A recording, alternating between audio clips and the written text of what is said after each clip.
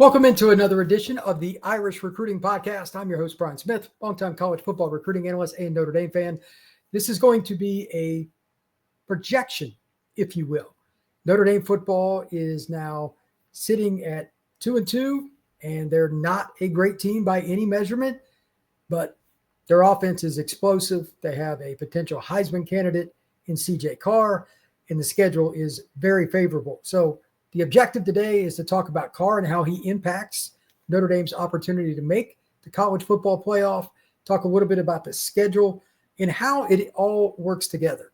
We're going to talk a little bit about Missouri and Ole Miss and some of the teams that they could be fighting with at the end of this season to make the playoff. So without further ado, first thing I want to do is just discuss CJ Carr in general. And I'm going to throw up some stats here.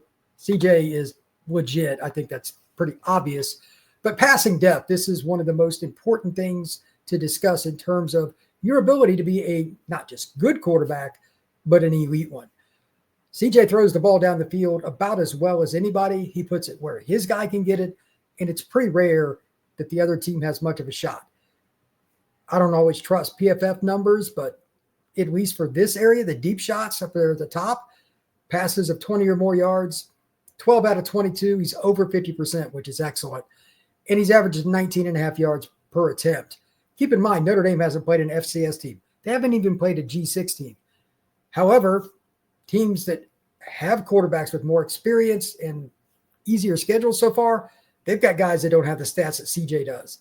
Him being in the limelight, it being Notre Dame, and Notre Dame needing to really honestly destroy teams between here and now, I think CJ has a very good chance to end up in New York for the college football Heisman Trophy ceremony. I don't think he'll win it, but I think he's going to throw for over 3,000 yards and roughly 30 touchdowns.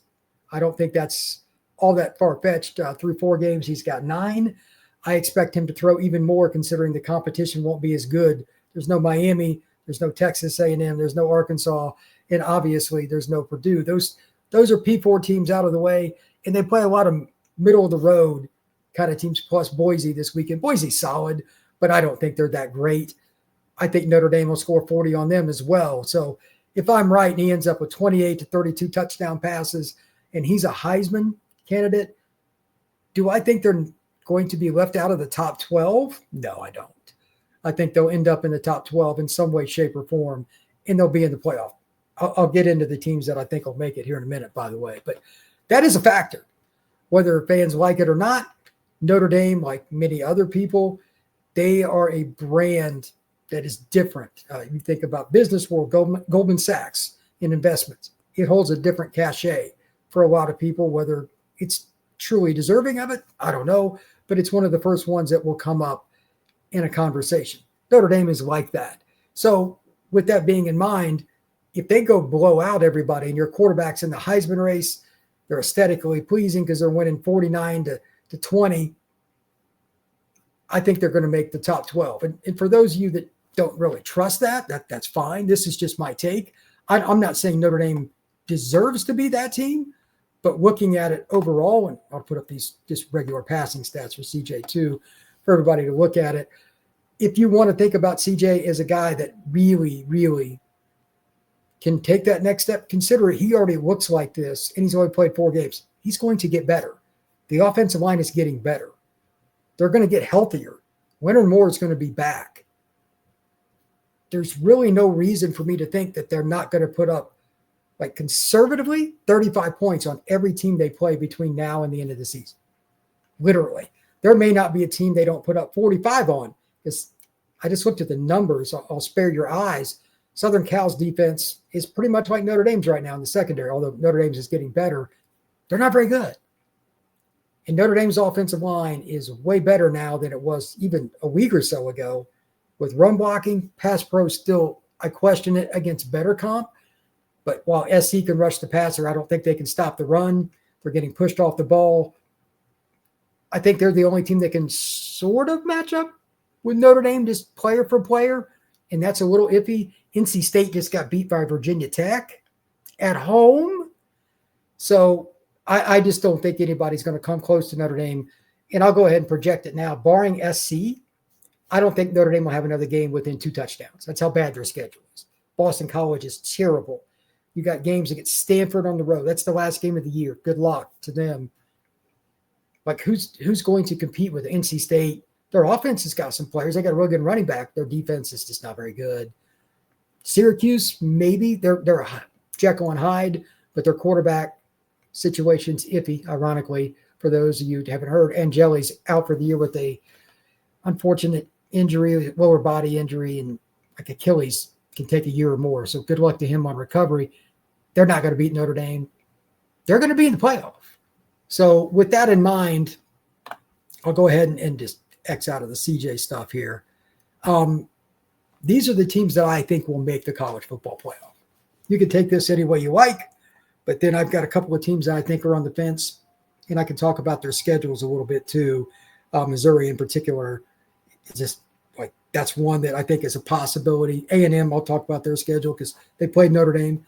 They've got a valid schedule, but will they win 10 or more games? Do you trust A&M to do that with a quarterback that throws the ball into harm's way too much?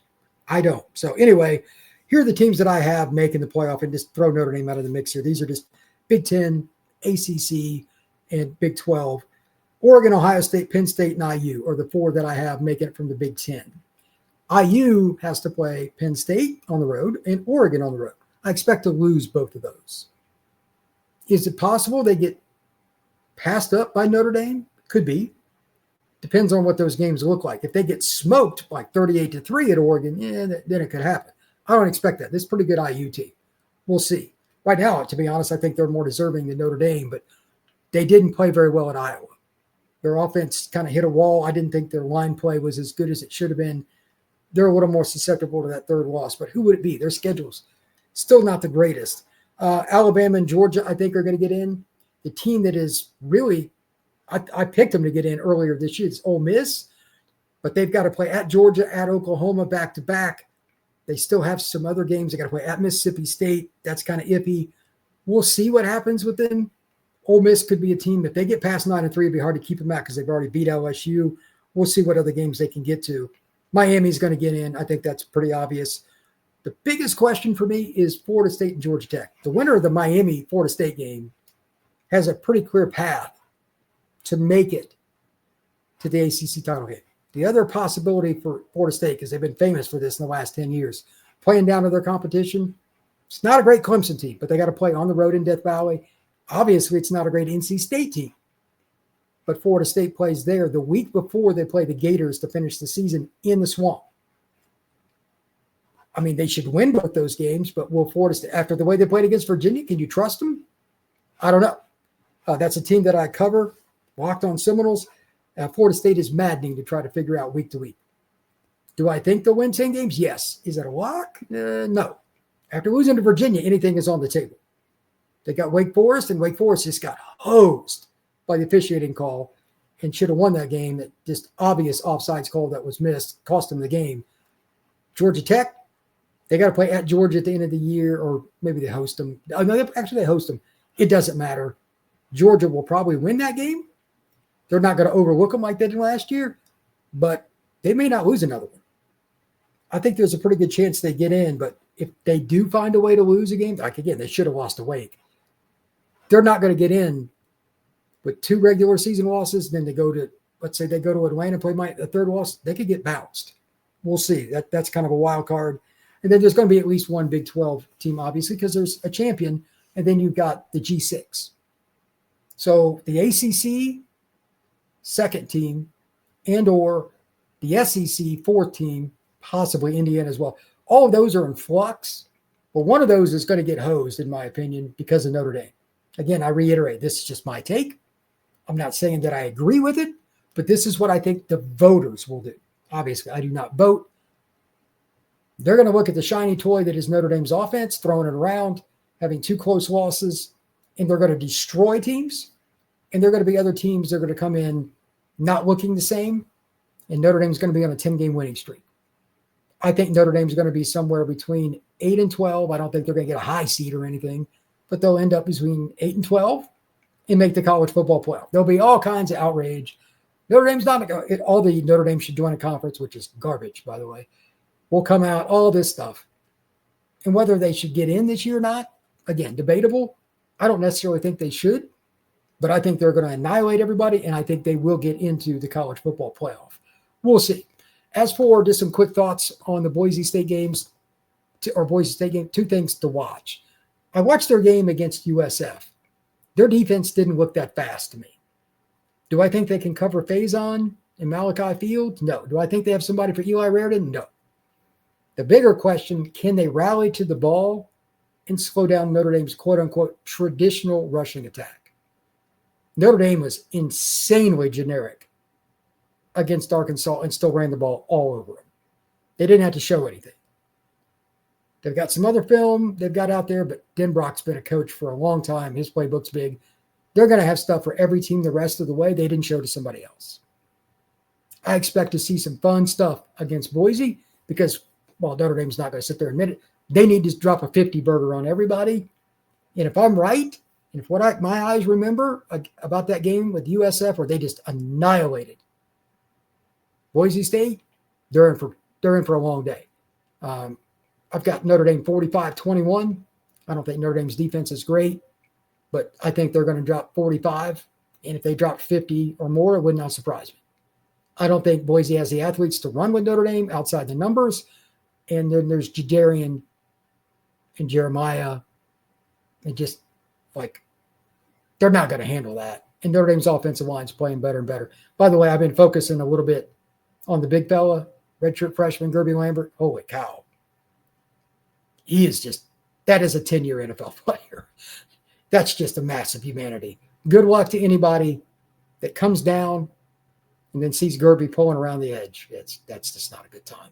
Good luck to them, and stay low because it's not going to end well for you on that play. And then you got to try to tackle Jadarian or Jeremiah after that too. That's not a good deal. Yeah, I got Notre Dame 45-21. I don't think they have the defense for it. They've got a solid offense, and they'll give Notre Dame some problems. But Notre Dame's starting to play a little better, starting to tackle a little better. I don't think it's great. We'll see. They'll get Heinisch back. He only played 5 snaps, I think it was, against Arkansas. He got banged up a little bit. I think he's going to be back. And they got Elijah Hughes is playing better. They're not tremendous in pass rush by any stretch of the imagination, but they will hold on and be a solid defense, I think, the rest of the year. That's about all they can do. They just don't have the pass rushers up front to do what they need to. Overall defense, they just don't have them. So Boubacar is pretty good, but teams are going to chip him and double team him, I think, the rest of the year. That's what I would do and make it hard for him. We'll see if anybody else steps up, but they've just got a lot of good players up front, and they'll hold serve. Pretty good against the run. Notre Dame's defense has done a very nice job there. Overall, Arkansas had a few plays, but Notre Dame made adjustments and slowed that down too. So we'll see what Notre Dame does defensively this week against Boise, because they're going to run a pretty balanced offense. It's not an easy team to prepare for, but they don't have the playmakers, in my opinion, to consistently give Notre Dame fits, and I think they'll blow them out. I flat out do. If I'm wrong, I'm wrong, but I just don't think so. And it just goes into the theme that I started the show with. Notre Dame's going to go to the playoff.